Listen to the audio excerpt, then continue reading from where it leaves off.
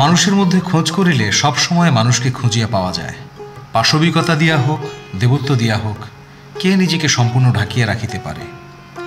৩২ বছর যে পরিবারে গণপতি সহজ স্বাভাবিক জীবনযাপন করিয়াছে, আজ সেখানে একটা বিভৎস অসাধারণত্ব অর্জন করিয়া ফিরিয়া আসিয়া সে যে বিশেষভাবে অনুসন্ধিৎস হইয়া উঠিবে এবং এতগুলি মানুষের মধ্যে ক্রমাগত মানুষকে খুঁজিয়া পাইতে থাকিবে, তাতে আশ্চর্যের কিছু নাই। পলকে পলকে সে টের পাইতে লাগিল, এরা ভুলিতে পারিতেছে না। বিচার নয়, বিশ্লেষণ নয়, বিরাগ অথবা ক্ষুধাও নয়, শুধু স্মরণ করিয়া রাখা যে তাদের এই গণপতির অকথ্য কলঙ্ক রটিয়াছে। দেশের ও দশের কাছে সে পরিবারের মাথা হেঁট করিয়া দিয়াছে। আইনের আদালতে ভালো রকম প্রমাণ না হোক, মানুষের আদালতে তার পাশবিকতা প্রমাণিত হইয়া গিয়াছে। ফাঁসির হুকুম রদ হোক, এ ব্যাপারে এখানেই শেষ নয়, এখনও অনেক বাকি, অনেক মন ও মানের লড়াই।